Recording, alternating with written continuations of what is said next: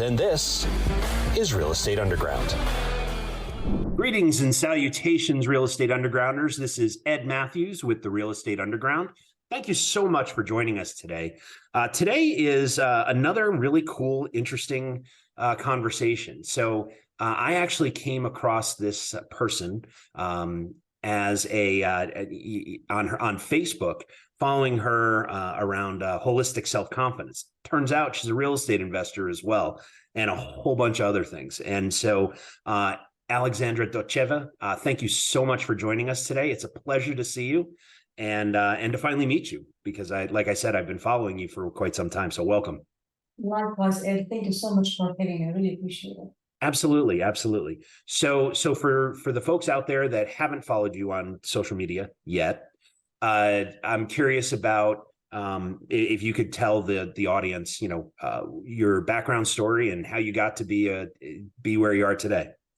Yes, I'll do this as briefly as possible so we can focus on the real estate It's a long part, story. of course. Indeed. Yes, so I am originally Bulgarian. I was a violinist for 26 years, very specialized, very limit-minded in many ways. So I came to the States in 2000, earned my master's and doctoral degree in classical violin. And then in 2008, I realized I wasn't competitive enough. The market was shrinking for classical music, and I went into nursing. I put myself through nursing school. It was one of the hardest decisions I ever made because my parents were against it. Colleagues were like, what are you doing after all these years of work, practicing 79 hours a day for decades? So nursing school, then I became an active part of the nurse workforce as a nurse in 2011. And shortly after, when I saw how many of the nurses lived and were treated by the corporations that kept devouring hospital after hospital, I realized, okay, so job security is a myth. They're working their butts off, and they are sicker than the patients in many ways, and broke than I was ever as a musician. Right. So then I figured I need to learn how to invest, and I was clueless, and completely clueless financially, because as a musician and then a nurse, I had no clue how to save for investing, what investment tools there were out there, assets, classes, and all that. And I came across the books of Robert Kiyosaki in 2012, 13. I started reading them. I read 6 or 7 of his books. Yes. It was appealing because he started from scratch. He was on the verge of homelessness with his wife at some point. And he built his wealth, his millions from scratch. And I'm like, okay, so if he can do it, why can't I? I am not smart, but I'm disciplined. So if I make myself learn this stuff, I should be able to, choose an asset class and prosper in it. Yeah. And he really got me engrossed in real estate because he's so passionate about it. He has this ability to explain difficult things in a very nice way that somebody like me would understand. Yeah, and me, right? That's absolutely. Right. And then I eventually took that leap of faith and bought 2 of his online courses, which were really expensive for me at the time because I was a starting nurse, lowest pay rate as a starting nurse, even though if I was late, mid-30s, I was a beginning nurse. So I made myself be disciplined financially and started saving. I bought multiple real estate properties after that. And I'm at the point today where I can really choose to work or not to work. I mean, I love nursing because it's a great way to be useful to people. But as far as financial independence, I manage my own properties. I love my tenants. I can safely say that I have the most affordable housing in the Phoenix area right now because I don't skin my tenants financially. And I still can make excellent living for myself and my loved one. Amazing. And then so 2 years ago, I wrote the book. It really is simple, a holistic approach, self-confidence, to show people how they can start anything from scratch if they apply themselves, and how I did it, and they can do it. And then came the holistic confidence business, and that's about it. And it's a fascinating approach because, there's so many of us, myself included, that, when we were starting out, or as, folks in the audience who are thinking about starting out, they're terrified, right? I mean, I always hear, and you and I were talking about this before I hit record, that, when I meet folks that would love to get into the real estate business, I hear, 3 basic themes, right? I don't know where to get the money. I don't know where to find the deals, and I don't have time because of life, right? And invariably, when I ask more questions, I hear a lot of fear and a lot of self-questioning, and frankly, questioning from the folks that are around the person that I'm speaking with. And, one of the things that I admire about you and your story is that you found a way to overcome all that and succeed, on many levels. But since this is a real estate show, we'll focus on the real estate. Although I'm fascinated Absolutely. by the classic violin career, in terms of rental properties, can you tell us a little bit about your portfolio and where you focus? I know you focus Yes, on Phoenix, but what kind of assets? of course. So the way I started was funny because my boyfriend and I were renting, Uh-huh. and I said we need to buy an asset first before we buy our first house. So I first bought a fourplex.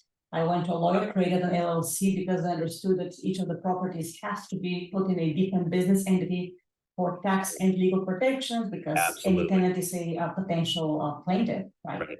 And also the most important part actually legally is also the trust. You have to create a trust. It's a one-time expense with your lawyer. So you can put all of your assets under that because that's even better protection than the LLCs themselves. Right. So once we bought the fourplex, we lived in one of the apartments. And it was great because I got an FHA loan as a first-time homeowner and only put 3.5% down on that property. We renovated all the other three apartments. We lived in the remaining one apartment as broken and old and unpainted and disgusting as it was because the previous landlord was an absentee guy from California. I'm in Arizona, so he was treating the tenants like dogs basically. So we decided we're not going to do that. Fixed the apartments, and then after a year and a half, when my boyfriend bought our house, we fixed the fourth apartment. But the point is, we first bought the asset. And a way to start in investing, if you're renting and you don't know where to start, you can buy a duplex, triplex, or fourplex. Now, in our case, the duplexes and triplexes were really overpriced. I mean, to be more precise, in 2014, the duplexes were overpriced, but the triplexes were in pretty nasty areas in Phoenix, the ones that I found for sale. So that fourplex somehow worked out. It was in a relatively okay area and a decent price. Nice. So, but the challenge with the fourplex, as you may know, is you have all the problems quadrupled because you may have a broken AC or a heater, but then you have four heaters, actually 5 heaters, because there is a laundry room involved. I mean, all these details that people freak out about, but it was a very steep, great learning curve for me because if I can do it with a fourplex, then I can do it with anything else. So then I bought several single-family homes, which have been excellent because with the single family, you fix it in a week. I had to learn how to paint, and my boyfriend taught me that. I had no skill whatsoever, but realized, hey, if we learn to paint, I can save a lot of money on handyman and then leave the really tough stuff for the professional contractors. So you recover these properties and you, with the houses, the tenants come immediately. And I've had these tenants for 5, 6, 7 years now. They don't leave because my prices are very reasonable. I want to suggest to people who are looking into real estate, the way I do that, of course, I always research the markets. I research properties. I look at 300 or so before I place 5 or 6 offers. And each offer is different because each property needs specific things to be done before I can offer it to the tenants. And when I look at the rents in the market, I like to start in the middle of the market. So I'm competitive, but not like, overpaying without income, because I make income immediately after I start. I even make income before my first mortgage payment is done if I'm able to recover the property fast enough before the tenants get in.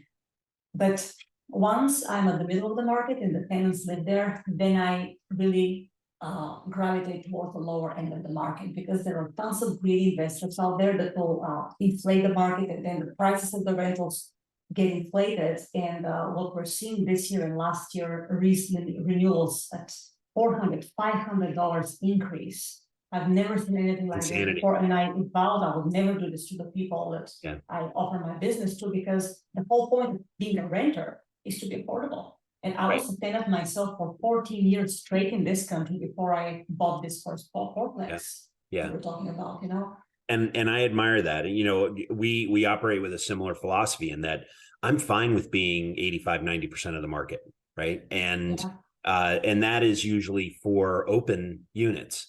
If I'm, when I acquire a building and I'm inheriting, new residents or existing residents, excuse me, we stick to the 3 to 4%.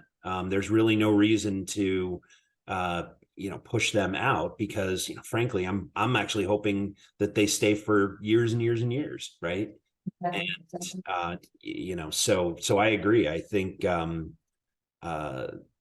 I think that you can be very successful and do very well and not gouge your residents, right? Yes, and this comes back to your own discipline and integrity, because if you're financially disciplined, you don't have to gouge off your tenants. Exactly.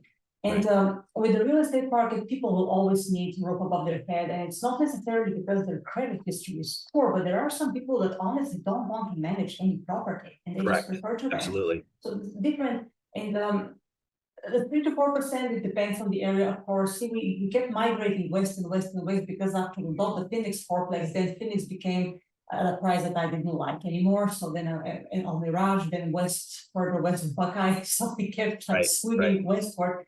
But what you said, what was the point? I forgot my train of thought, but you have to be sustainable by being affordable to your clients.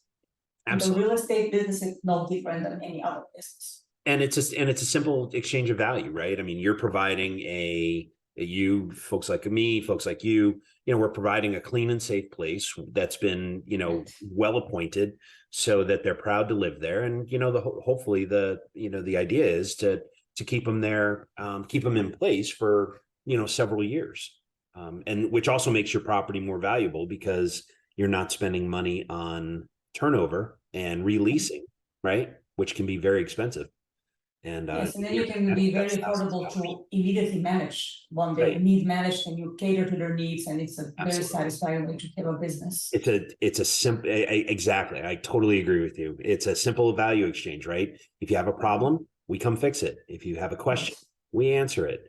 If you need to talk to somebody about something going on, then we're happy to be of service, right? And it's yes, sir, no, ma'am, please, thank you. It's our pleasure, right? I mean, it's truly customer service. And I've known so many of our peers that have said one of two things. Either one, don't let them know that you're the owner.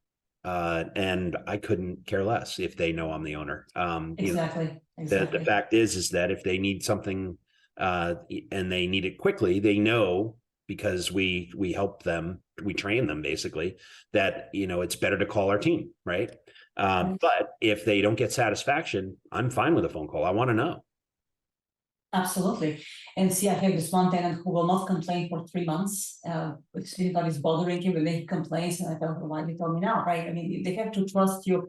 And as far as the letting them know whether you're the owner or not, depending how big you want to grow. I mean, if you purchase an apartment complex with 100, 200 units, of course, then you hire a management company. In my case, I want to take full control over my properties because I don't trust anybody personally. And finding a good manager is worth your weight in gold, they say, right? But how do you trust them? I see lots of instances where the manager says they're going to do something and they don't do it, and I'll still manage my bookkeeping and my tenants and my repairs much better than somebody else that doesn't own the property. I agree. And in that case, I meet my tenants personally. I wouldn't do it any other way, so they know I'm the owner. And I put very reasonable and firm, clear conditions in front of them. And I tell them, look, I'm a very reasonable landlord, but these are the 3 conditions. You pay your rent on time, you keep my property clean, and you do not disturb the other tenants on the property. These are very simple rules, and they agree to them.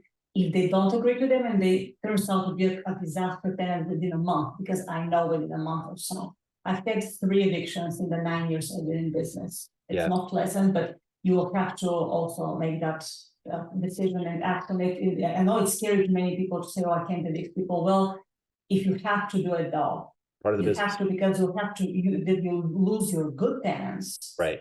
With somebody who didn't keep their promise and is not abiding by the legal agreement called the rental lease. Right. Okay. Agreed. Yeah, I mean the residents in any building have the right to quiet enjoyment of their home, right? Exactly. And so if you've got someone who is a bad seed who is disrupting the building, and you are afraid or hesitant to move on from that resident, think about it from the perspective, the point you just made, which is if you don't get rid of the problem, then the problem will overcome all of your good residents and you'll start to lose them instead. So, pick your poison. Which one would you rather lose? The good resident or the problem resident, right? Absolutely. I mean, I've been threatened. I've been through a lot of stuff by now, but there was one case that actually my other residents came to me with me to court to testify against the tenant that was disrupting the whole process of the building and everything. And that was the last eviction several years ago. It was in 2018. It wasn't, again, it's not pleasant. I'm not saying it's easy. I'm not saying it's pleasant, but if it has to be done. Right. It's like everything else that you need to do with your property, your business, your life, your health. It's something you have to do. You don't put it off. It's a bad problem. Solve it as soon as efficiently as you can. Yeah, absolutely. So let's get into your investment criteria, your buy box. So when you look at a property and you're thinking about buying it, what are some of the attributes that you're looking for in terms of the financial attributes, location, whatever? How do you decide, what filter do you send these potential acquisitions through to determine whether they're a good fit for your operation? Right. So the area has to be preferably coming up and growing area. So it's not still as expensive as the other areas because the markets change rapidly and the more established markets get expensive or quicker from what I have noticed. Can I stop you right there? When you say growing, what's growing? The population, the price? The area is growing in terms of employment, attracting more employment, more businesses and all that. That's the growing area that it's not it hasn't hit boundaries yet. It's not about to burst of the boundaries like you have Scottsdale, for example, that they have strict rules how much to grow the city, and then you don't grow the city anymore, which is smart. But then you have Phoenix, which is very famous. People come from all over the world, the country, excuse me, and it grows in price very quickly in certain areas. So that becomes out of reach at some point if you really want to stay reasonable within your criteria for down payment and all that, and how many properties you want to buy, right? So that's why we kept migrating west because before that bubble exploded completely now, because the current market, unless you find an amazing deal, some fixer upper that you really can buy at a realistic price, because they're now selling even fixer uppers at ridiculous prices. They think they have a gold mine. Like, no, not really. With seller finance, it's different from when you have to take a loan from a bank. It depends on how you want to structure your deal. But another criterion, so employment, you have to have easy access to amenities, stores, of course, transportation in some cases, and the neighborhood has to be decent. So you have to HOA, no HOA, that depends. I have properties with homeowners associated and properties without. But if it's a fundamentally decent neighborhood that you see that the buildings are well maintained and the people are middle class, people who do their jobs, people who take care of their lives and don't cause trouble, then that's an perfectly fine community for me to be in. Okay, good. And then from a financial perspective, what are you looking for in when you're evaluating the property? Are you focused on cash flow, appreciation, cash flow? Other metrics? I'm a cash flow investor, yes, because I want to be able to have employment freedom if I want to quit my job at any point. Because the last 2 years, obviously, things became very difficult for people, for nurses and healthcare professionals, and we were presented with some pretty weird choices that we never had to make before. And if your employer or government or whatever is demanding something that is completely incongruent with your ethical and medical principles, you should be able to say, okay, I will do it because I think I can do it, but if I can't do it, I can leave and still have decent income. So cash flow for me is very important in my investments. It gives me choices. I can keep my properties once I buy it. And that's the financial thing. As far as financing the loan, like I said, the first property, FHA, I was agreeable to live in one of the units. So it was an excellent down payment because I was my poorest at that point. I had the least amount of money. Later on, it was not a problem to organize myself enough to save the 20% for down payments. I've also explored seller's finance deals, which can be excellent. I just didn't come across at the time across sellers that were with reasonable interest rates and properties and locations, because somebody wanted like a 12% interest when the market interest was 4% or 3.75%, and my credit is 800. So So this you didn't have any person problem was financing. not attractive to me at all. Right, of With his course. 12% interest and principal is $50,000 down, something completely insane, like, Right. no, that's not a win-win situation. We're No. gonna not do that, but that type of thing, Understood. knowing your options, and you Yeah. can navigate your way through deals and financing. Yep. Okay. So so you're a cash flow investor. In terms of appreciation in your equity, obviously, since 2014, you've been investing in one of the top 10 hottest markets in the US. So I'm curious about how you look at equity and appreciation. And then I want to talk about, your view into the market, given that you're in one of those very hot markets. Right, so are you asking whether I would take a loan against my equity and?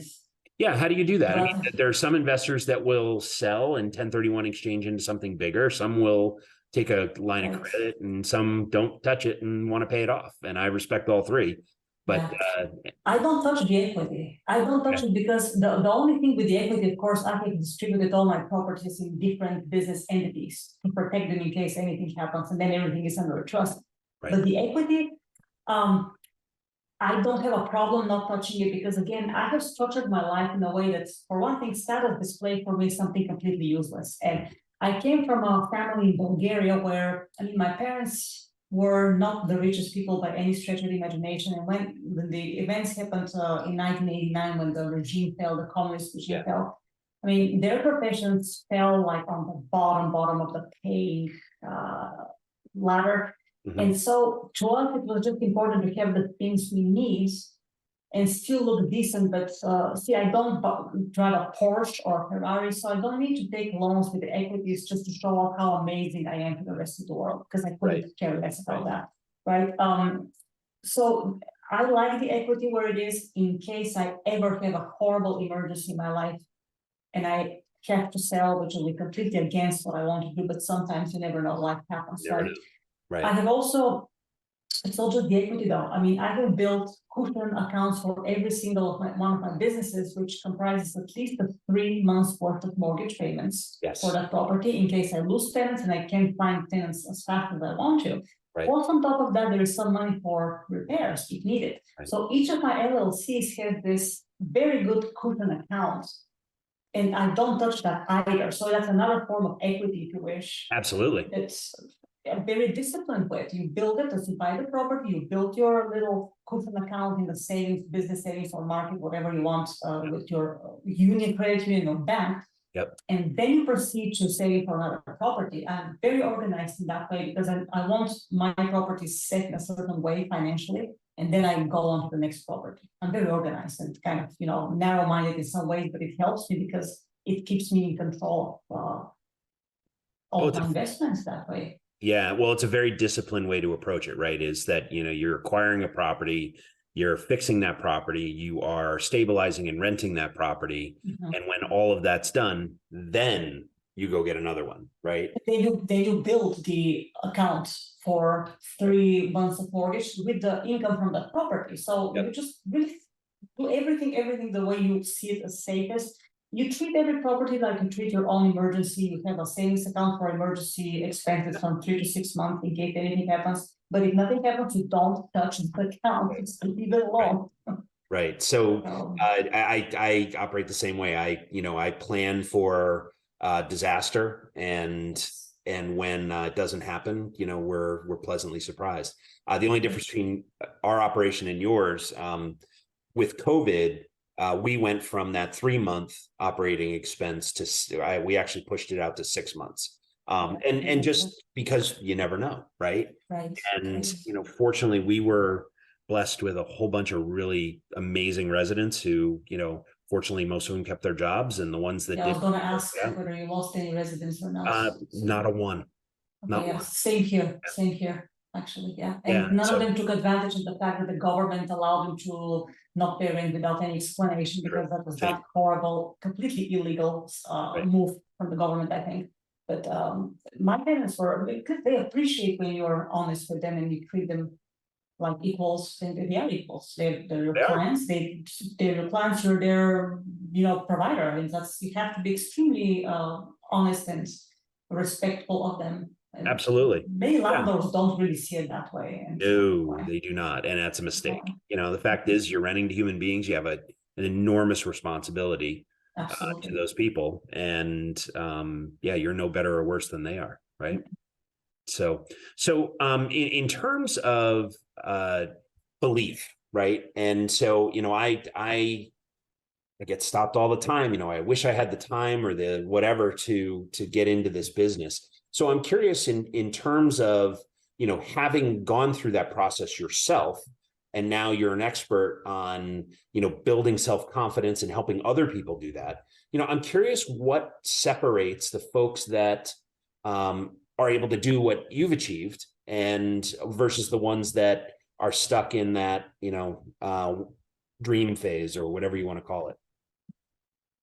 I can't speak for everybody. I can only speak for myself.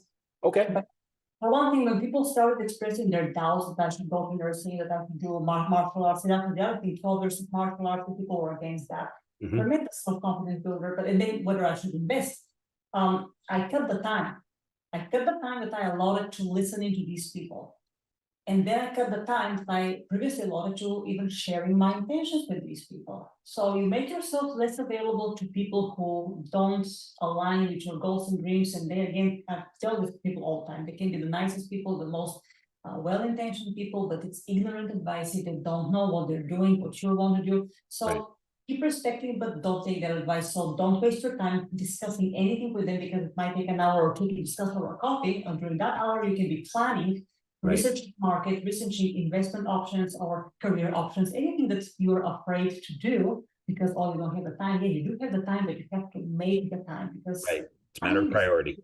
hiding from you is Right. just that you're not utilizing it properly. Yeah. So when you come across someone who is struggling with confidence, right? And they're not sure, I'm sure you mentor folks, just given your background and the fact that you wrote a book and it's been well received.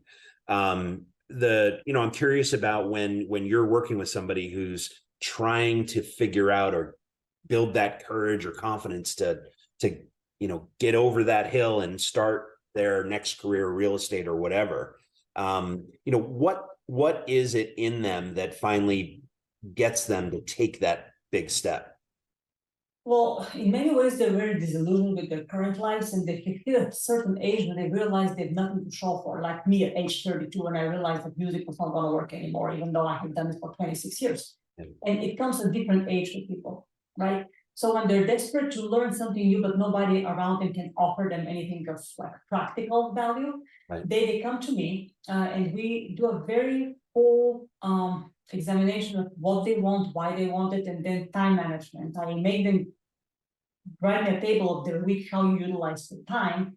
What is the condition of your health? Do you have any chronic diseases that are sucking away time in doctor's appointments and sucking money away in medications and appointments? Very important factor. Because I work with patients hands-on all the time. I'm one of those nurses that still does hands-on care with patients, and I'm proud of it because I learned a lot from my patients, and many of them, when they have their health in poor condition, then their finances are in poor condition, and that affects their relationships just as poorly. So I focus on these three areas. And then we look at the money. Do you owe any credit cards? How many unpaid balances do you have on credit cards that are damaging your credit score, limiting your buying power? Let's do something about it. How many of these expenses are completely unnecessary at this point, right? So we look into the health, nutrition, exercise, detox, but I'm a maniac on these three things. Then we look into their careers, then the financial aspect, and then we rip everything apart. Sure. And the time management, and who are you spending your time with now? Who told you that? Why are you 1 hour today with this person who can contribute anything to your life? Right. Because of childhood memories? No, you need to restructure everything. So they realize eventually, pretty soon, that everything is so connected. The 5 life aspects of health, career, finances, relationship, and ultimately spirituality. That then they become much more territorial with their time gradually, on a gradual basis. But some of them sooner than others, when they see the value of taking control of their time and how much more they can do with their time as far as their physical well-being, mental well-being, and financial well-being. Yeah, and I couldn't agree more. You know, the fact is that it comes down to decisions and choices, right? And you know, you can choose to play video games or you know, go out and party on Friday night or And watch movies. Or whatever, TV or whatever, right? And those are choices. And you know, I'm not saying don't ever do it. I mean, I watch movies all the time. I watch TV on a, you know, on a I don't. semi-regular basis. I'm a sports fan. Most of my watching is basketball and baseball and football. But you know, the fact is that we have choices, right? And you know, I did an exercise with a group that I was speaking in front of where we broke down the 168 hours that you have in a week and you know, went through the process of, okay, let's say you work 60 hours and you want to go out for fun, you know, 2 hours a night, and you want to go, you know, have fun on Saturdays and Sundays for 8 hours, and you know, all the other, and we talked about all the other things that they could possibly do, and you know, the math works out, and obviously you're sleeping 8 hours a night, so there's a third of your week gone. And you know, when I've done this exercise in the past, we can usually identify 25, 26 hours a week that you are doing something that's keeping you from doing what you say you want to do, right? Exactly. And so, you know, it can be as simple as your Netflix subscription. It's a form of procrastination. Yeah. It's a form of procrastination and false excuse, false security that you're doing something that's important. It really isn't at all. Yeah. You're wasting your time royally. Yeah, agreed. So I'm curious about also how you operate your business. You know, I also manage all, you know, my team and I manage all of our properties here. And so my background is technology and process, right? So, you know, I'm a big systems person. And so I'm curious, you know, what is your approach to managing your properties, and what are the systems that you put in place or pay attention to? For one thing, I always have the agreement with the tenants. If there is a problem, call me right away. Okay. Then we inspect the properties. One of the fourplex, we go every couple of weeks to see if everything is good, to clean up around, do some landscaping if necessary. Yep. The other properties with several of the single family homes, the tenants are very self-sufficient, and some of them actually like to repair things. If I buy the part, they repair the one needs to be repaired. It's wonderful. We have this very nice relationship, especially with one family that the husband is so handy that he says, I just want to fix immediately. Get this part from Lowe's for me. I'll pick it up and I'll fix it today. And they can show him a picture of what he fixed the part. He first sent me a picture of the broken part. So that's one part of the management. If they can't fix it, I have, of course, a team of plumbers, electrician, handyman. You know, Ed, it's funny because when you start building a business, you think of the lawyers, of the rent, the lenders, the real estate agent, and all that, but you don't realize that the hardest and most important part to have and keep is the contractors. Yes. Fairly priced contractors, especially if they work under their own license, they're not part of a company, they're the hardest to find because everybody wants them for their wonderful prices. Right. And that's the most important part of the team, right? So then if the tenant can fix it, I send the contractor that I need, communicate with the tenant. And as far as bookkeeping and accounting, I do my own. I always immediately document every expense, every financial transaction that's happened on the same day. I document it. I don't put off, never put off. And that's my minutes. So at the end of the year, when I send it to my tax accountant, I have this beautiful document with all the expenses and income and repairs, renovations, difference between repair, difference between improvements in repairs, because these are differently taxed, differently, you know, viewed by the IRS, all these things. But I do all that myself. I wouldn't have it any other way.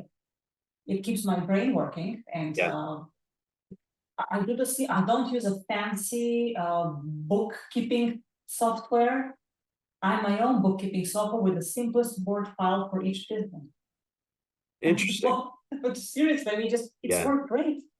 My accountant was terrified at first, but then 2 years later, he said, you know, you're one of my easiest clients to work with because everything you present is completely clear and organized. And And then, yeah. Which is all that, which is the end game, right? I mean, it doesn't matter how you get there; it's that you get there. Exactly. You're handing over a clean package, on a quarterly and an annual basis. Okay, so obviously, given your various varied talents, I'm curious about mentors and folks that have helped you along the way. I'd like to ask you, what is the best advice you've ever received, and who gave it to you? The best advice came from the Rich Dad Company from Robert Kiyosaki. Yeah. It took time for me to trust them because I read 6-7 books before I bought the classes. But once I bought the classes, because they were expensive and I put money into it, I had to act on it. It's one thing to get free advice. It's another thing to buy a book, but then getting the actual mentorship and investing at the time, like I said, it was expensive for me. So I had to plan how I would save for this money, how I would pay off my credit card that I put the course on, and I did all that. But it engages you in a completely different way. Suddenly you feel like an adult. Oh, that's actually no, mom is not going to pay for my class. I have to pay for my class now. Yes. And immediately went into action because I took the real estate class with the Rich Dad Company in early 2014. We were still in Syracuse, New York, planning to move in Arizona by the summer of that year. So Arizona was a beautiful market for real estate investing, and I started immediately. The first month I took, building the team and all that, the real estate, it was crazy busy. So that was the main mentorship I got as far as real estate. And then I read a lot of the books that the Rich Dad Company suggests, like The Millionaire Next Door, The Richest Man in Babylon, Creating Wealth by Robert Allen. That's a super favorite. Phenomenal book. Creating Wealth. I have read it 3 times. It's just so good. And you learn by these extremely successful people who also started from scratch. Yeah. And it makes it more accessible to your mindsets. And you believe that you can do it too. It might not be as fast. You may not be the cleverest person, but you will find your own way, your system that works for you. And if you stick to the plan and you don't give up and you don't distract yourself, you will make it. But listen, if I made it, anybody can. Yeah. So I admire that. The fact is though, is that success leaves clues, right? And so you don't, as you were saying, you don't have to be creative. You can simply follow the playbook or the plan or the system of someone who's already been there and done that, right? But you will have to become creative because your situation will be different. You will have to develop creativity gradually and learn from mistakes. See, I have another mentor who's very precious friend and a neighbor with one of the properties. He has taught me amazing amount. I also learned from his mistakes a lot. That's the funny part, because when you know somebody more closely, you see the things they're doing, and I'm not doing it that way. You're right. But many ways to learn from people who have been in the business for a long time. Yeah. So you mentioned Kiyosaki's books and some of the others that are the greatest hits, so to speak. Richest Man in Babylon is one of the best books I've ever most impactful books I've ever read. Yes. So how do you today, obviously people still read. I see the bookshelves behind you. And I have a similar bookshelf over there in my office here. I'm curious how you take in information today, given that you're as busy as you are, right? You're still a practicing nurse. You run your business. So do you listen to videos, audible books or audio books, podcasts? How do you take in information? And the follow-up to that is I'm curious who you're paying attention to today, these days. I buy books, physical books. Yep. I read ebooks. I do videos, I watch videos, and I listen to podcasts. Anything I can get my hands on in my little free time, I constantly absorb information. And so one big fire hose, and you're just drinking as much as you can get in. Yes, that's right. Because that's form of mind growth, the inspiration. The other form of spirituality is the meditation, the clearing of the mind. But as far as accumulating knowledge, and you constantly have to update yourself because otherwise you become old and obsolete. Totally agree. Adapt or die, right? Yeah, so I like certain books by Tony Robbins. I started reading him way later in my journey than most people have because my mentors were different. But certain things, Tony Robbins, then I read a lot of health-related books, especially about the corruption of the healthcare system, because I need to make my patients aware about this corruption because it's becoming absolutely rampant. I mean, it's been going on for 30 years, but it's getting to the point where people have to be educated. Same with the food industry, pharmaceutical industries, all this combines the nutrition suggested to people that keeps them sick for decades and very functioning and profitable to the healthcare system. As a healthcare professional, I have to make people aware of that.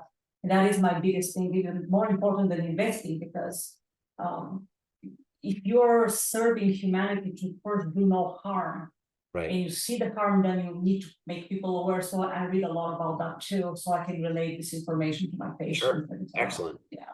It's I mean, it's amazing that you do that and you're that conscientious. So that's pretty cool. So let me ask you, you've had a lot of different life experiences and you are where you are today. So if you had to do it over, knowing what you know, sitting here in this chair, what would you do differently, if anything? Oh, I would immediately start nursing school when I came first to the States. I wouldn't wait 8 years. Yeah. I wouldn't wait 8 years because I would have been more realistic and less of a dreamer, like you say, about my real abilities to stay very competitive in a ridiculously competitive classical music market. Yeah. I would have walked up earlier and suppressed my ego and stupid limits from learning something new because I was so stuck in a very narrow frame of mind. Yeah. That's what I would have done differently, become a nurse in my late mid-20s instead of mid-30s. And I would have been a decade ahead. Many things, because when you're younger, you're more ignorant, and so you have more less fear of failing. And the older you grow, more the so-called responsibility, fear of failure, and judgments, and all that gets in the way, and it's harder to overcome. Yeah. So, I agree. I started investing in real estate. I think the first property I bought, I was 41, and boy, I wish I was 38. I was 38. So I wish I'd started much earlier. But where we are is where we are, and those are the decisions we make, and the only direction to go is forward. So Alexandra, I've enjoyed our conversation. I'm curious about you on a personal basis. When you're not doing real estate or you're not taking care of your patients, what do you like to do? What do you do to have fun? I go to the fitness 4 days a week, and I spend an average of 2.5 hours a day. I have very, very steep fitness routines, and that's from my 12-year martial art training. You said you started real estate at age 41. You know what I started doing at age 41? Learning pull-ups. And today I do 100 pull-ups per session with my own weight, and I add weights to my legs to make it heavier. And I do the same with my dips. I do ridiculous cardio at the fitness. And this is very unloading and confidence building for me too, because I don't have an ounce of extra fat on my body. I'm a maniac that way because I want to lead by example. I can't tell the patients, listen, stop eating animal products, go plant-based, go to the fitness if I don't do all these things. So this is my free time. The fitness is a big, big outlet for me. Then I also listen to music, classical music. I don't play music anymore, but I love to listen to it because it organizes my brain in a very specific way. As far as financial planning goes, it's funny, Baroque music, when you listen to Baroque music, it's very strictly organized, and that helps my brain with the finances. It's hard to explain. I've talked about it in the book, in the spirituality chapter, in somewhat detail, but it's pretty fun. It's interesting you say that because and I've read multiple studies where music, math, and language skills all operate in the same area of the brain. So if you are talented at one, pretty good chance you're talented at all of them. And it's interesting that Baroque music helps organize your mind to be able to do finance, math, right? Yeah, it does that to me. It just sets it in this sphere of concentration that allows you to plan for 2-3 years ahead. Right. And, being European, I know you speak at least 2 languages because we're not talking in Bulgarian.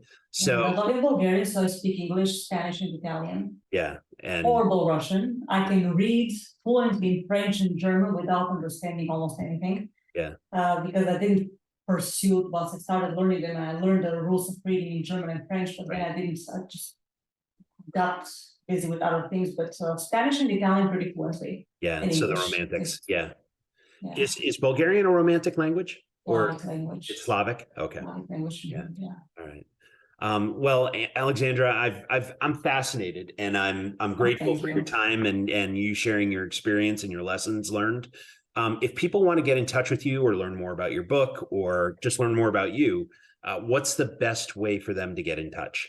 They can go to my website. The website is holisticselfconfidence.com. No dashes, holisticselfconfidence.com. Then there is a blog there that links to the book, paperback and ebook.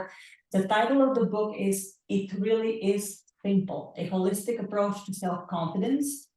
So the paperback and ebook are on the website, and the ebook is also available on Barnes & Noble, Amazon, and Apple Books. Excellent. Well, Alexandra Dotcheva, thank you so much for your time. Congratulations and on all your success. And I look forward to continuing this conversation into the future. So Oh, absolutely, Ed. Thank you for having me. Congratulations on everything that you have accomplished. thank you very much. Excellent. Always Appreciate nice that. to be a late starter. Yeah, exactly. Wonderful. Yeah. Thank you. Thank you. Thank you for having me.